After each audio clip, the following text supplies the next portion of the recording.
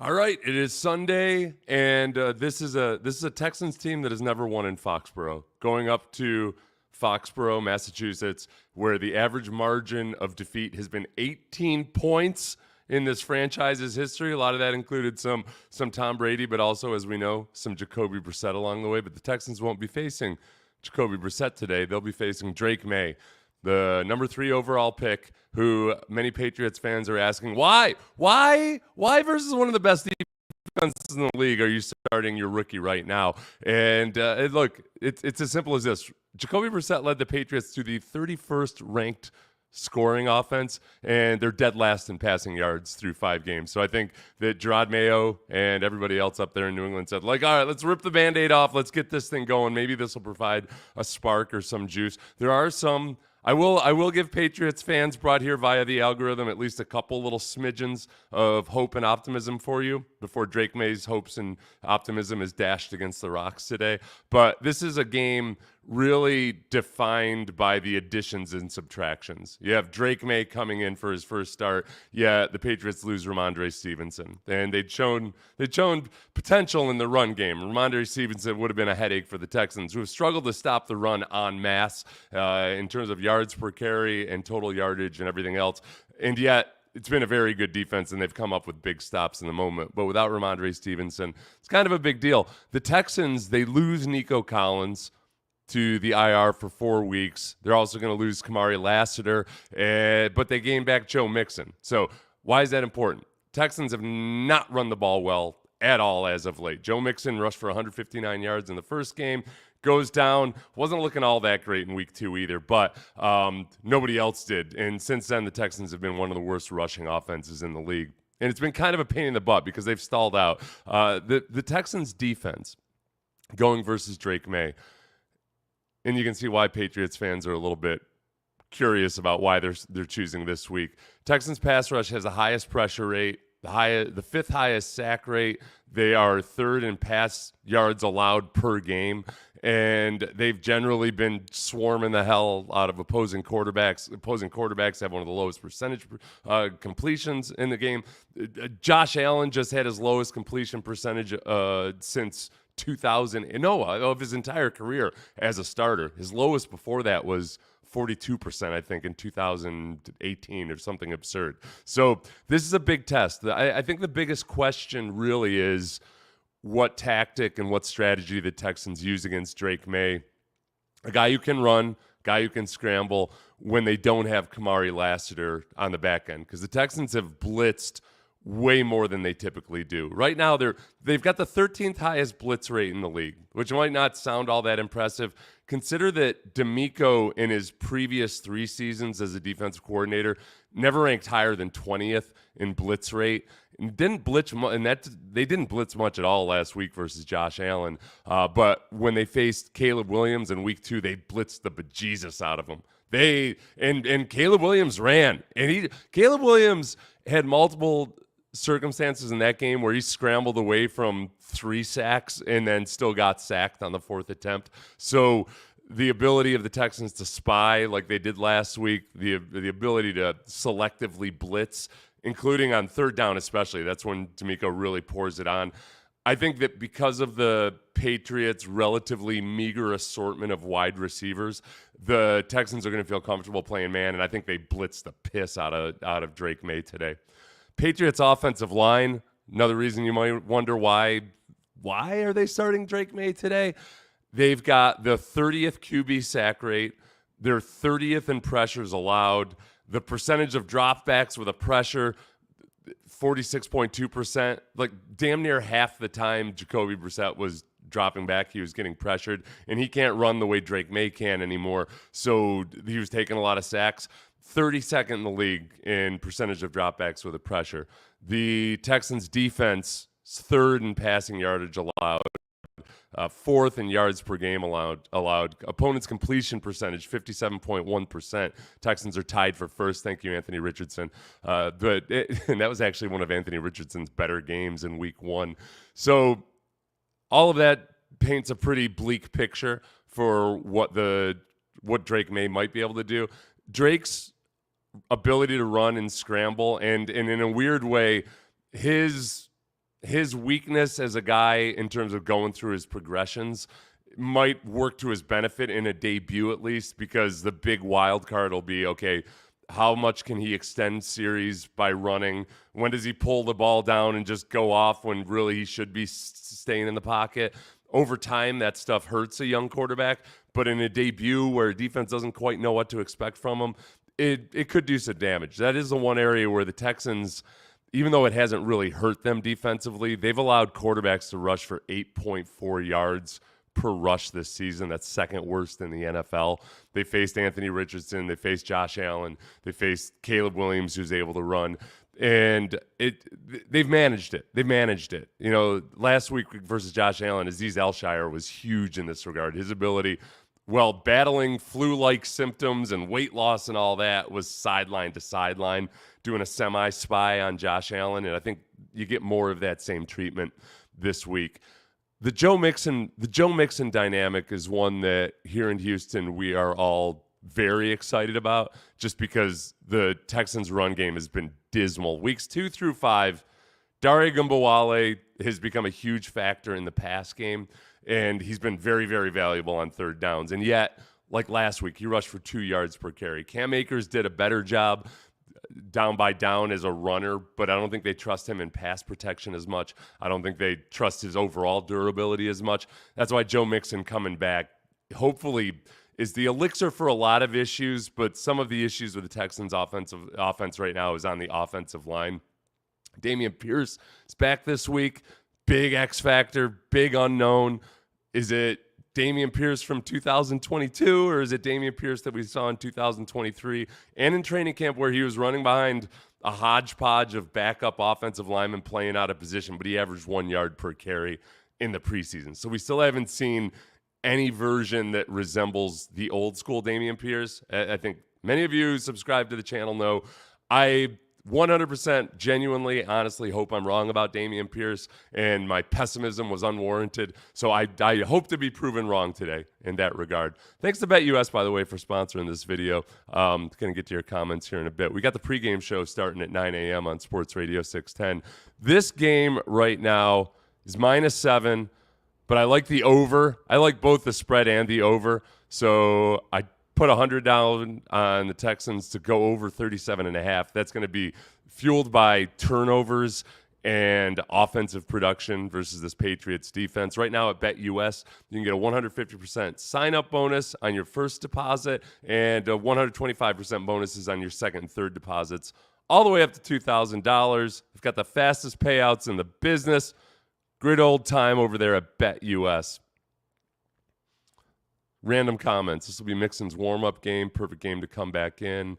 We need to take care of Mixon for next week. Honestly, I wouldn't even let him play in this game. Nonsense, Grub Killer. If he's ready, he's ready. He's been out long enough. Football players play football, damn it. That's what they do. Yes, okay. This is the key and critical point. Every time the offense crosses the 50, the drives sputter and die. Does Mixon fit into that? Yes. This is the weird thing about the Texans offense. Really, really weird right now. So teams have been playing cover 2 to an extreme degree, trying to take the top off the offense. And the sum total of it would suggest that it's worked, given that the Texans offense right now is 19th in points per game. Very advanced analytical stat there. They don't score as many points as they should. They're 19th, and yet they've got the third most prolific passing offense. Nico Collins, even after missing most of last week's game, still leads the league in receiving yardage. And somehow it still works like they've succeeded, these defenses, in taking the top off the offense. Really, the sum total of it all is that they have not been able to run the ball at all, and they've killed themselves with penalties. They get across the 50, and it's either Kaimi Fairbairn bailing them out with a 56 to 59-yarder, or it's a drive sputtering out and then through penalties getting knocked out of field goal range. If you're not a Texans fan and you haven't watched this all year, if you're a Patriots fan, it's frustrating as hell, because despite some of the prolific numbers, they're just underperforming when it comes to that most key and critical element, the advanced stats of let's score lots of points. Let's score lots of points. So Joe Mixon, hopefully, I don't want to call him a panacea for all this stuff, because they've got issues on the offensive line they've got to figure out. But Joe Mixon does make bad or imperfect blocking right just by virtue of his decision-making, his vision, his overall size and explosiveness. He's just a different – it's almost like he's a different species of human beings than the other running backs on the Texans roster right now. But it's been a very weird year for the offense. Defenses have sat back there in cover two, and they've forced the Texans into a situation where they got to matriculate their way down the field, like the old coach used to say. And at some point, offenses sputter out or stall when you make them operate in that way. I'm very optimistic that some of those things are going to be solved just by virtue of having Joe Mixon in the game. They showed progress last week with the penalties and right up until the third quarter, and then we saw that old bugaboo creeping in where drives are stalling out because of penalties. It's clean football. They've got to play clean football. Interesting thing with the Patriots. Hold on a second. Let me take that comment down there. The thing about the Patriots is they play a boatload of man defense. And again, most teams that play a lot of man defense have faced the Texans and said, we'll back off a little bit. Go play zone here. The Jags were a team that had played a whole bunch of man, backed off and played a bunch of zone versus the Texans. Without Nico Collins in the game, do the Patriots figure, all right, you know what? We're gonna play our game, and we got to help this young quarterback out, so we're going to try to create and force some turnovers. I think they go that route. I think they play more aggressively without Nico Collins in the game, and that's where I think you end up getting some deep shots. I think you see a little bit more of the C.J. Stroud we saw last year, where he's got opportunities to take shots downfield. Stephon Diggs is one of the leaders in the league. He's in top 10 in terms of receptions per game, but he's averaging about 10 yards per reception, one of the lowest totals of his career since back in the Vikings day, or lowest averages in his career. He's been a short and intermediate guy. Tank Dell, I think, is the guy you see really stretch the field this week and might be a big breakout week for him. But I think it's why I'm taking the over. I think the Texans are going to blow this thing out early, and then the Patriots will have opportunities for garbage or come from behind type wins. The biggest X factor, and the thing that I think is right about to tip over the edge in a positive way for the Texans defense, is turnovers. Texans have 3 takeaways total. One of the worst in the league as a defense at taking the ball away, which doesn't jibe with the quality of coverage they've been playing and with the amount of pressure they've been putting on the quarterback. I know they don't have a boatload of sacks, but they're still 8th in sack rate, sacks per pass play. It's just not coming from Will Anderson and Danielle Hunter, so it doesn't feel like they've got a bunch of sack artists out there. But they're putting pressure on the quarterback, and it hasn't yielded turnovers. I think that this is a perfect situation for this. I think that it comes back in droves today, and that's when scores get lopsided, is when you've got heavy turnover differences. Let's see. Why do I feel scared? Carolina Panthers last year, that's one reason you feel scared.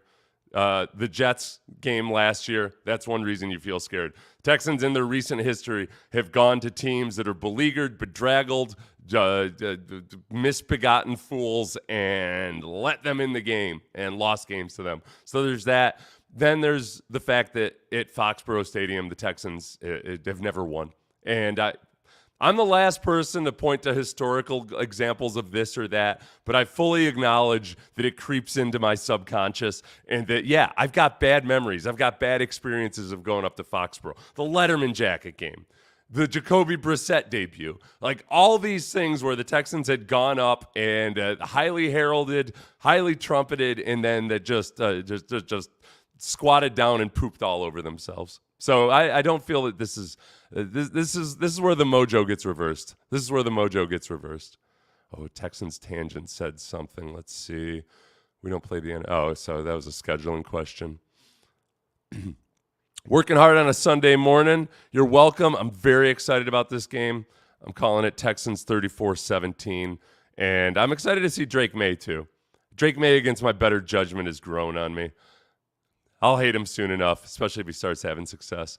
CJ can get some deep shots if Slowick doesn't put the whole game on Mixon, right? Okay, I've seen from the reaction that I did to Bobby Slowick's press conference that this is about as negative as people have felt about Bobby Slowick, and they weren't feeling so hot about him to begin with.